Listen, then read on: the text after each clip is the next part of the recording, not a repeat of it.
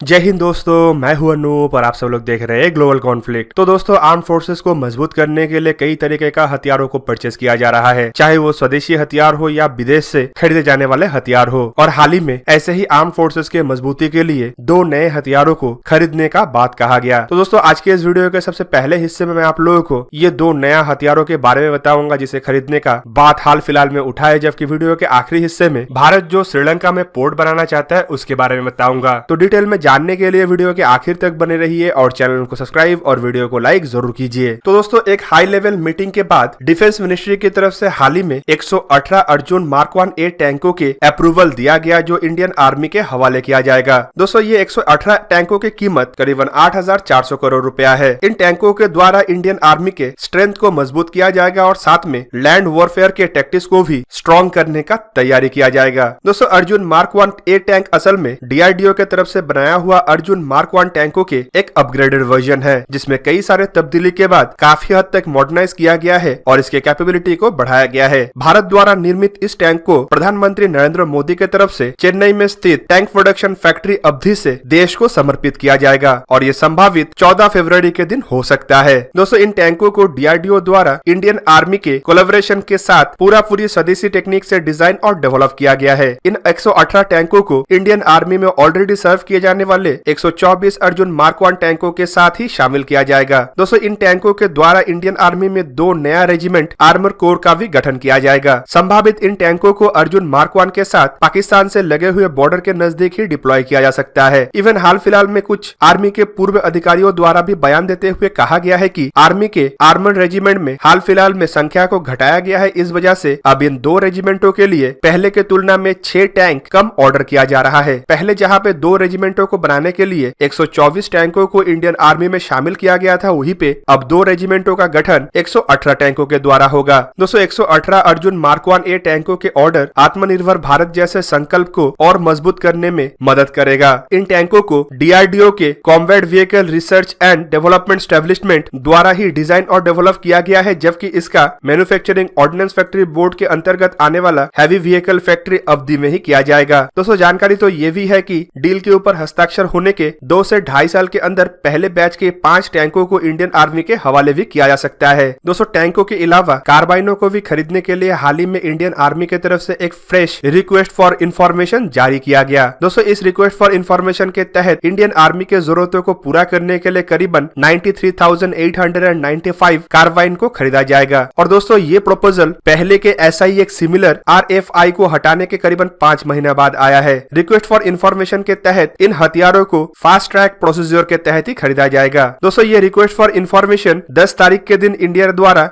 Global मैन्युफैक्चररों के सामने रखा गया, जिनमें कैरेकल, कोल्ट, सिक्सूरी, बैरेटा, थेल्स और अदानी डिफेंस शामिल है। दोस्तों, इससे पहले सिमिलर इस तरीके का जो हथियार खरीदने का इंफॉर्मेशन जारी किया गया था, उसमें 2018 में UAE के गन निर्माता कैरेकल ने इस डील को हासिल करने के लिए सबसे कम कीमत का प्रपोजल भारत को दिया था। कैरेकल के तरफ से भारत को कार 816 कार्बाइन का ऑफर किया गया था। और दोस्तों, इन हथियारों के मदद से भारत अपने पुराने हो चुके 9mm के 1A1 स्टर्लिंग कार्बाइनों को रिप्लेस करेगा, जो एक तरीके से देखे तो द्वितीय विश्व युद्ध के जमाने के ही कार्बाइन है। इस बार प्रपोजल में यह भी जारी किया गया है कि ये कार्बाइन 5.56 × 45 मिलीमीटर का होना चाहिए। दोस्तों, इवन आपको जान के हैरानी होगा कि इस बार का जो रिक्वेस्ट फॉर इंफॉर्मेशन जारी किया गया है ये काफी सिंपल और काफी छोटा है। पिछले बार जहाँ पे एक 3 पन्ने के रिक्वेस्ट फॉर इंफॉर्मेशन जारी किया गया था, तो वहीं पे इस बार का ये रिक्वेस्ट फॉर इंफॉर्मेशन सिर्फ 1 पन्ना का है, जिसमें खास बात ये भी है कि हथियारों के कॉन्ट्रैक्ट के ऊपर हस्ताक्षर करने के 1 साल के अंदर ही सारे के सारे हथियार इंडिया में होना चाहिए। जबकि दूसरी तरफ इसमें हथियार के डील के साइज के बारे में कोई जानकारी नहीं दिया गया है, लेकिन 2018 के रिक्वेस्ट फॉर इंफॉर्मेशन को अगर देखें तो आपको पता चलेगा कि उस समय ऐसे ही संख्या के हथियारों को खरीदने के लिए $110 मिलियन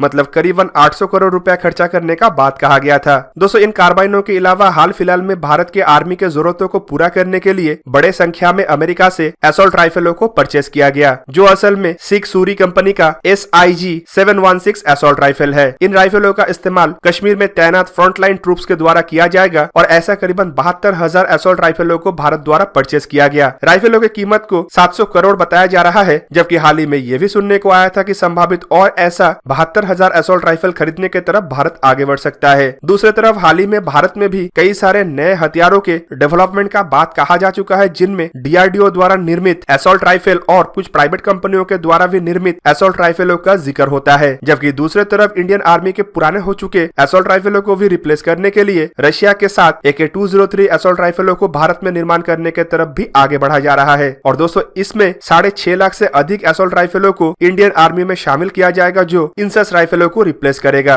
दोस्तों खाली हथियारों के परचेज के तरफ भारत आगे नहीं बढ़ रहा है, बल्कि डिप्लोमेटिक और इकोनॉमिक इन्फ्लुएंस को आगे बढ़ाने के लिए भी भारत द्वारा भरपूर तरीके से काम किया जा रहा है। आप सब लोगों को कुछ महीनों से कई सारे रिपोर्टों में जानने का मौका मिला होगा कि भारत श्रीलंका के अंदर कोलंबो में स्थित पोर्ट में एक नया कंटेनर टर्मिनल बनाने के लिए श्रीलंका के साथ बातचीत कर रहा है। 2019 में श्रीलंका द्वारा भारत और जापान जैसे देशों के साथ एक मेमोरेंडम ऑफ अंडरस्टैंडिंग के ऊपर भी हस्ताक्षर किया गया था, ताकि श्रीलंका के कोलंबो पोर्ट में यह नया टर्मिनल का निर्माण फॉरेन डायरेक्ट इन्वेस्टमेंट मतलब भारत और जापान के इन्वेस्टमेंट के द्वारा किया जा पाए। पर हाल ही में श्रीलंका द्वारा इस तरीके के प्रस्ताव को कैंसिल भी किया गया। दोस्तों श्रीलंका भारत के साथ पोर्ट को तो निर्माण करना चाहता है, लेकिन श्रीलंका के लोगों के मन में अभी भी विदेशी इन्वेस्टमेंट को लेकर काफी ज्यादा डर बसा हुआ है। और इसके पीछे असल कारण है चाइना के डेट ट्रैप की नीति। आप सब लोगों को पता ही होगा कि चाइना किस तरीके से चतुर चाल चल के श्रीलंका के हम्बनतोता पोर्ट को हथिया चुका है। चाइना द्वारा पोर्ट डेवलपमेंट के नाम में जो कर्ज श्रीलंका को दिया गया था, उस कर्ज के वापसी के रूप में चाइना ने पूरा का पूरा पोर्ट को ही 99 साल के लिए अपने कब्जे में कर लिया। इस वजह से श्रीलंका के लोगों के अंदर फॉरेन डायरेक्ट इन्वेस्टमेंट और इस तरीके के प्रोजेक्ट को लेकर काफी ज्यादा भय है, और संभावित इसी कारण से ही श्रीलंकन गवर्नमेंट द्वारा भारत और जापान के साथ जो समझौते के तहत आगे बढ़ने का बात कहा गया था, उसे रद्द किया गया। पर दोस्तों रद्द करने के एक दिन बाद ही भारत की तरफ से भी जानकारी देते हुए कहा गया है कि भारत अभी भी श्रीलंका में हम्बनतोता पोर्ट के नजदीक बनने वाला कंटेनर टर्मिनल एक लॉन्ग स्टैंडिंग इंटरेस्ट है। मतलब ये दोनों देशों के ही हित में है, और संभावित भारत अभी भी श्रीलंका के गवर्नमेंट के साथ इन मुद्दों को लेकर चर्चा भी कर रहा होगा। दोस्तों आपके जानकारी के लिए बता दूं कि बीते कुछ सालों में श्रीलंका को भारत की तरफ से काफी हद तक मदद किया गया, और श्रीलंका को भारत द्वारा फॉरेन करेंसी स्वैप करके भी मदद किया गया। जबकि दूसरी तरफ चाइना अपने डेट ट्रैप की नीति को लेकर जिस तरीके से आगे बढ़ रहा है, उससे अन्य देशों को भी बचाने के लिए भारत भरपूर तरीके से अपने डिप्लोमेसी का इस्तेमाल कर रहा है। चाहे वो मालदीव हो, बांग्लादेश हो या नेपाल जैसे भारत के पड़ोसी देश हो। इवन भारत अपने दोस्ती का हाथ खाली अपने पड़ोसी देशों तक सीमित नहीं रखा है, बल्कि इंडियन ओशन में स्थित कई सारे देशों के तरफ से भारत का दोस्ती का हाथ बढ़ा दिया गया। दोस्तों इन देशों में सेशेल्स, मडागास्कर, मिडिल ईस्ट के देश और अफ्रीकन कंट्री भी शामिल है। जबकि दूसरी तरफ पैसिफिक में स्थित देशों के साथ भारत का रिश्ता तो बीते कई सालों से काफी मजबूत है। भारत अब इन देशों को आर्थिक रूप में मदद करके चाइना के डेट ट्रैप से बचा भी रहा है। और साथ में हाल ही में डिफेंस मिनिस्टर राजनाथ सिंह की तरफ से यह भी जानकारी दिया गया कि भारत इंडियन ओशन के नेट सिक्योरिटी प्रोवाइडर बनने के लिए भी तैयार है। दूसरी तरफ भारत द्वारा बनाया हुआ हथियारों को एक्सपोर्ट करने का जो तैयारी किया जा रहा है, उनमें भी ऐसे देश शामिल है जो भारत के पड़ोस में है, या फिर जिन देशों के अंदर चाइना अपने इकोनॉमिक इन्फ्लुएंस डाल के अस्थिरता पैदा करने का प्रयास कर रहा है। तो दोस्तों ये था आज का वीडियो। अगर आपको वीडियो अच्छा लगा तो इसे लाइक कीजिए और मेरे चैनल को सब्सक्राइब कीजिए, और साथ में बना हुआ बेल आइकन को भी प्रेस कर दीजिए ताकि आप मेरा वीडियो देख पाए सबसे पहले। जय हिंद।